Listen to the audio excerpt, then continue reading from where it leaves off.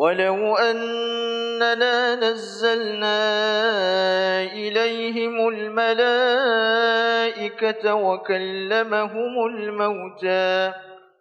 وكلمهم الموتى وحشرنا عليهم كل شيء قبلا ما كانوا ليؤمنوا إلا أن يشاء الله ولكن أكثرهم يجهلون. إن الحمد لله نحمده تعالى ونستعينه ونستغفره ونعوذ بالله من شرور أنفسنا ومن سيئات أعمالنا من يهده الله فلا مضل له ومن يضلل فلا هادي له وأشهد أن لا إله إلا الله وحده لا شريك له وأشهد أن محمدا عبده ورسوله يقول ربنا في كتابه الكريم أعوذ بالله من الشيطان الرجيم يا أيها الذين آمنوا اتقوا الله حق تقاته ولا تموتن إلا وأنتم مسلمون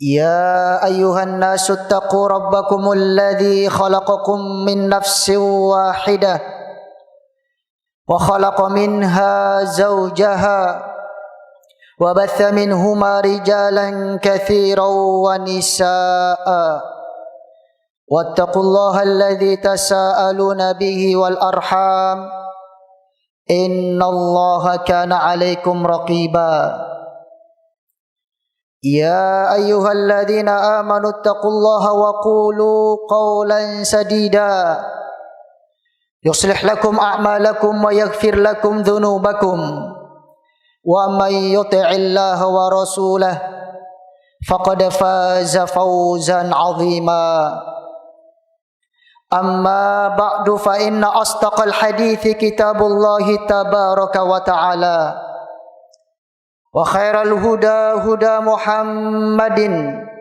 صلى الله عليه وعلى آله وصحبه وسلم وشر الأمور محدثاتها فإن كل محدثة بدعة وكل بدعة ضلالة وكل ضلالة في النار أعاذني الله وإياكم من النار. Ayyuhal muslimuna ikhwatal iman, jamaah salat Jumat yang dimuliakan oleh Allah Subhanahu wa taala. Marilah kita senantiasa bertakwa kepada Allah Subhanahu wa taala Rabb kita.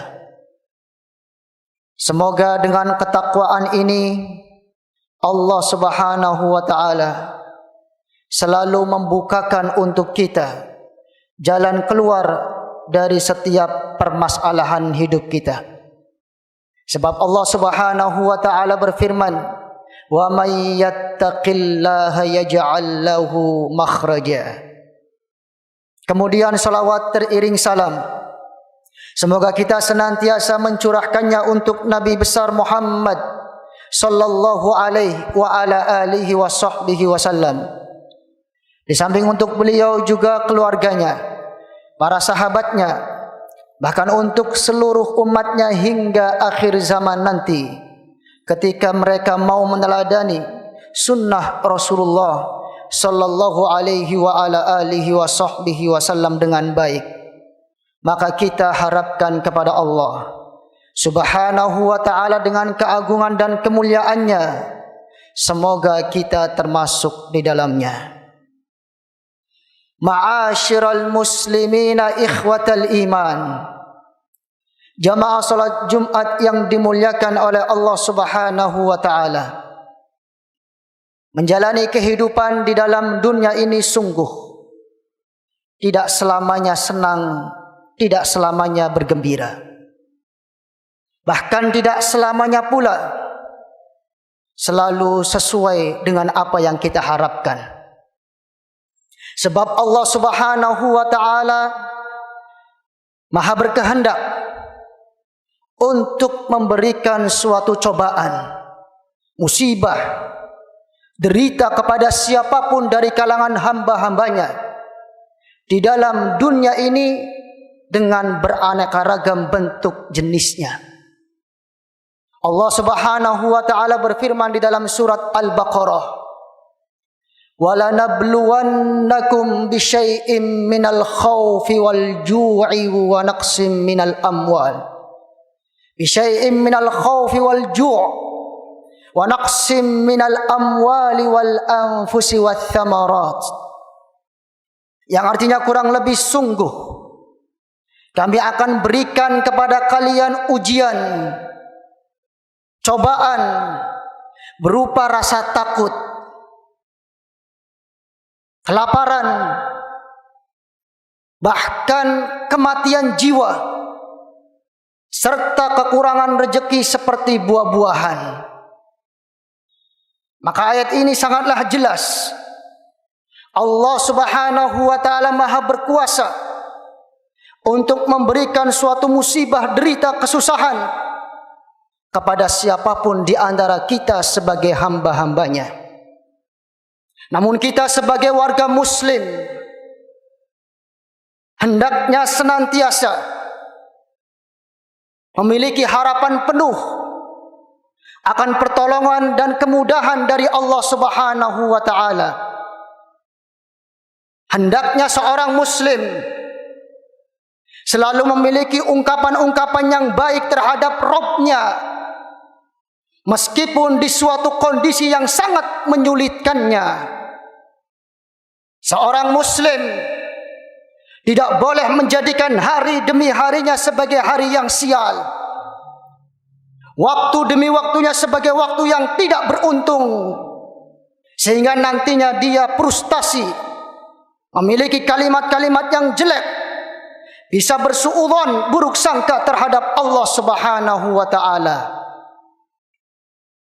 Telah diriwayatkan di dalam hadis yang sahih oleh Imam Muslim dan Imam Ahmad melalui sahabat Nabi Abu Hurairah radhiyallahu ta'ala an, sesungguhnya Rasulullah sallallahu alaihi wa ala alihi wa sahbihi wasallam pernah bersabda, la udwa wala tiyarata wala hamata wala safar wa yu'jibunil fa'l. Qalu wa mal fa'lu ya Rasulullah? Qala al kalimatu thayyibah yasma'uha ahadukum.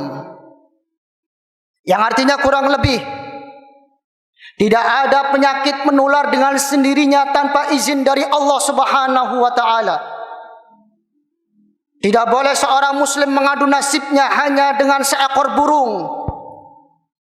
Tidak boleh seorang muslim memiliki kalimat-kalimat sial. Dan tidak boleh seorang muslim menjadikan bulan Safar sebagai bulan yang tidak beruntung.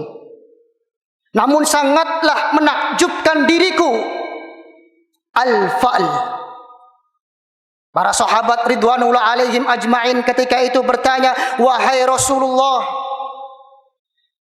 apa yang kau maksudkan dengan al-fa'l? Nabi besar Muhammad sallallahu alaihi wa ala alihi wa sahbihi wasallam menjawab, itu adalah kalimat yang baik yang selalu diungkapkan oleh seorang muslim, diperdengarkan kepada kalian meskipun di suatu kondisi yang sangat sulit. Ma'asyiral muslimina ikhwatal iman, jamaah salat Jumat yang dimuliakan oleh Allah Subhanahu wa ta'ala, para nabi alaihimus salatu wassalam adalah sosok-sosok manusia teladan untuk kita semuanya dalam permasalahan ini.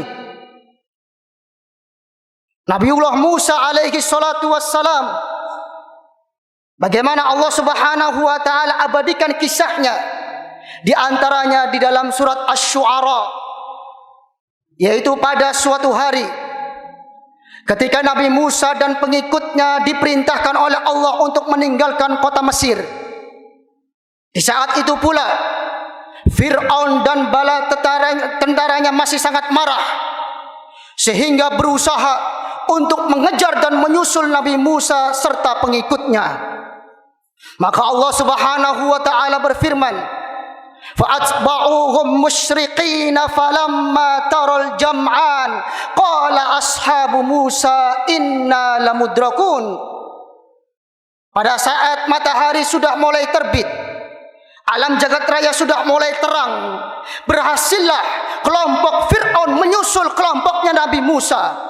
Sehingga ketika keduanya sudah saling melihat, maka berkatalah pengikut Nabi Musa dengan penuh kekhawatiran dan kepanikan dan ketakutan, "Wahai Musa, inna lamudrakun, sesungguhnya kita semuanya sudah tertangkap, sudah ketahuan bakalan dibunuh oleh mereka. Bagaimana ini?" Ternyata hal itu tidak dimiliki oleh Nabi Musa alaihi salatu wassalam sama sekali. Beliau bahkan membesarkan jiwa pengikutnya. Beliau memiliki harapan penuh akan datang pertolongan dari Allah Subhanahu wa taala dan memiliki ungkapan-ungkapan yang sangat baik. Berkatalah Nabi Musa, "Kalla inna ma'iya rabbi sayahdin." Sekali-kali tidak bakalan mereka menganggap atau menyerang kita semuanya. Tidak bakalan mereka memudaratkan kita. Inna ma'iya rabbi sayahdin. Sesungguhnya bersamaku ada Allah Subhanahu wa taala yang akan memberikan petunjuk. Ayyuhal muslimuna ibadallah, wahai kaum muslim yang dirahmati oleh Allah Subhanahu wa taala, bagaimanakah ujung akhir optimisnya Nabi Musa alaihi salatu wassalam? Maka Allah Subhanahu wa taala buktikan pertolongannya. Allah memerintahkan Nabi Musa untuk memukulkan tongkatnya ke laut, terbelalah laut tersebut menjadi dua sehingga bisa dilewati oleh Nabi Musa dan pengikutnya. Giliran mereka sudah sampai ke daratan, maka Fir'aun dan bala tentaranya masih di tengah-tengah lautan. Allah Subhanahu wa taala tutup kembali lautan tersebut, maka tidak ada yang selamat satu jiwa pun Fir'aun dan bala tentaranya. Ma'asyiral muslimina ikhwatal iman, mungkin barangkali di antara ujian yang paling besar bagi orang tua adalah ketika kehilangan anaknya. Ternyata hal ini pernah dirasakan oleh Nabiullah Yakub alaihi salatu wassalam ketika kehilangan Nabi Yusuf alaihi salatu wassalam dengan sebab kenakalan saudara-saudaranya.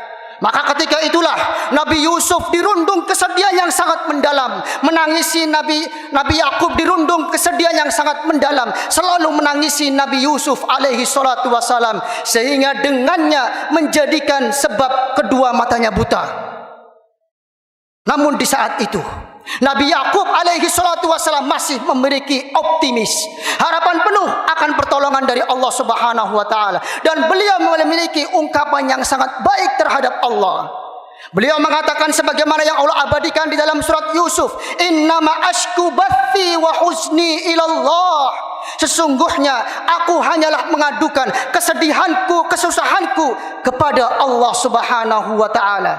Bisakah kita semuanya wahai muslim menjadikan kalimat kita di saat kita diderita, di saat kita terkena musibah untuk mengucapkan innama nashku bathana wa huznana ilallah. Kita adukan segala kesedihan kita, kesusahan kita hanya kepada Allah Subhanahu wa taala. Maka dengan inilah Allah Subhanahu wa taala mewujudkan pertolongan dan kemudahan untuk Nabi Yakub. Beberapa tahun kemudian, setelah 10 tahun lebih lalu atau lewat, maka bertemulah antara Nabi Yakub dan Nabi Yusuf alaihi wassalatu wassalam. Ini menunjukkan bahwa bukti pertolongan dari Allah Subhanahu wa taala. Demikian juga tidak asing lagi kisah yang Allah abadikan di dalam surat Al-Anbiya, bagaimana derita yang dialami oleh Nabi Ayub alaihi salatu wassalam. Beliau setelah mengalami kesenangannya di dalam dunia ini, begitu besar cobaan yang beliau miliki dari Allah Subhanahu wa taala. Hari yang pertama seluruh aset dunianya habis, berupa ratusan hektar tanahnya. Demikian juga ribuan ekor ternaknya pada mati. Disusul hari kedua berikutnya, beliau mengalami musibah yang sangat besar. 12 anaknya meninggal dalam satu hari. Disusul hari berikutnya, beliau memiliki penyakit yang sangat dahsyat, yang sangat membahayakan, sehingga kaumnya takut sekali untuk tertular. Maka diasingkanlah Nabi Ayub alaihi salatu wassalam. Beliau dan istrinya hanya berdua mengalami musibah ini. Sampai di tahun yang ke-7 atau di tahun yang ke-8 istrinya pun bosan. Akhirnya meninggalkan Nabi Ayub alaihi salatu wassalam. Maka di saat Nabi Ayub alaihi salatu wassalam tahun yang ke-18, beliau berkata kepada Allah Subhanahu wa taala. Kisahnya diabadikan di dalam surat Al-Anbiya. Rabbi inni massaniyaddur wa anta arhamur rahimin. Wahai Rabbku, sesungguhnya penyakitku ini sudah mulai menggangguku untuk lebih konsentrasi penuh beribadah kepada Engkau, sementara Engkau adalah zat yang paling menyayangi kepada hamba-hambanya. Ayuhal muslim ibadallah, jamaah salat Jumat yang dimuliakan oleh Allah Subhanahu wa taala. Sebelum Nabi Ayub mengungkapkan kalimat baik seperti itu, istrinya mengatakan, wahai Ayub, engkau adalah seorang nabi, kenapa tidak cepat-cepat memohon doa kepada Allah untuk dihilangkan musibah ini?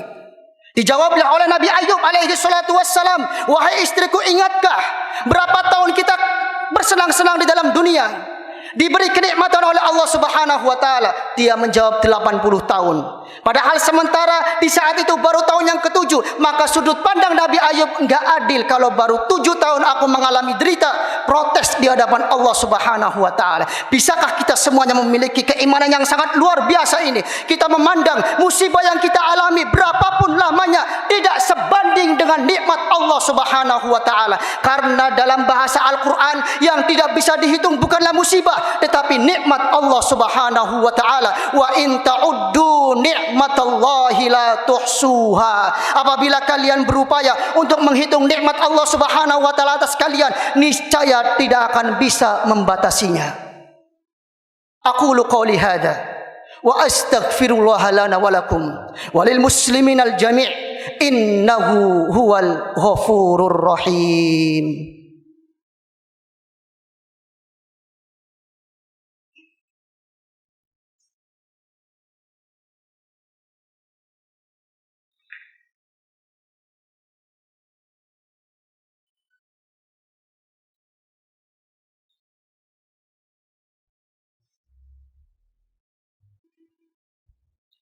Alhamdulillah, wassalatu wassalamu ala rasulillah wa ala alihi wa ashabihi wa man wala.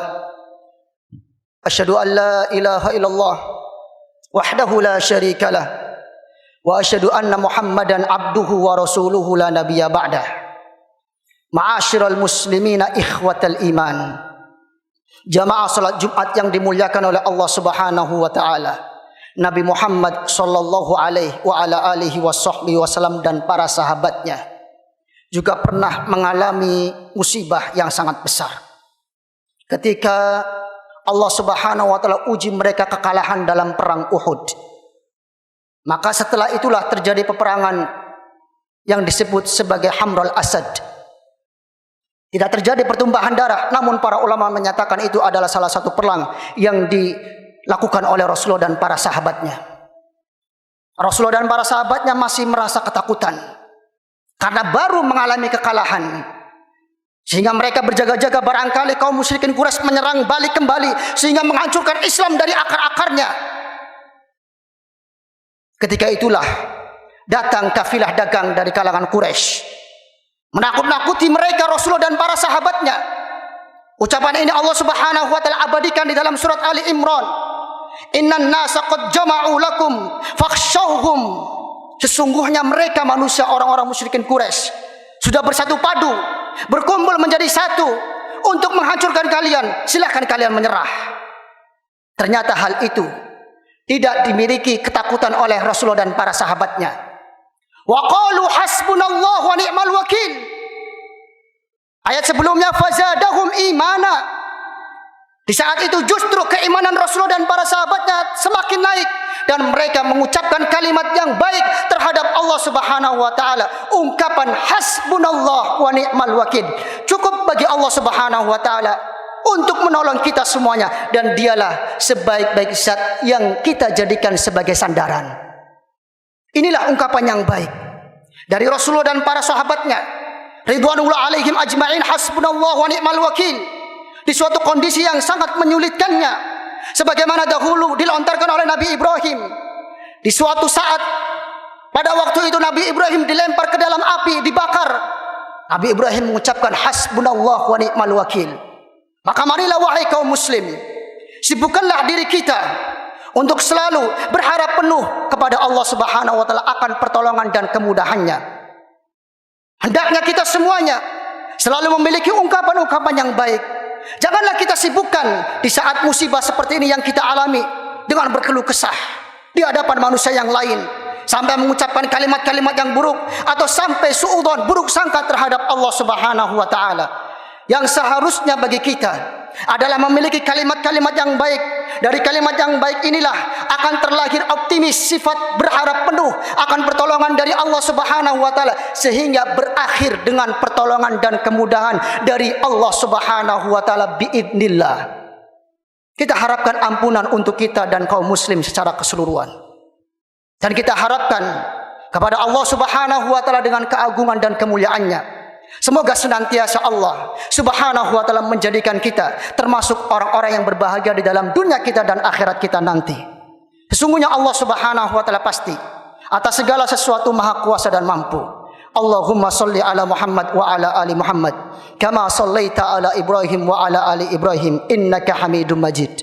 Wa barik ala Muhammad wa ala ali Muhammad kama barakta ala Ibrahim wa ala ali Ibrahim innaka Hamidum Majid. Allahumma ighfir lil muslimina wal muslimat wal mu'minina wal mu'minat al ahya'i minhumul amwat innaka anta qaribun sami'un mujibud da'awat. Allahumma iftah bainana wa baina qaumina bil haqq innaka anta khairul fatihin.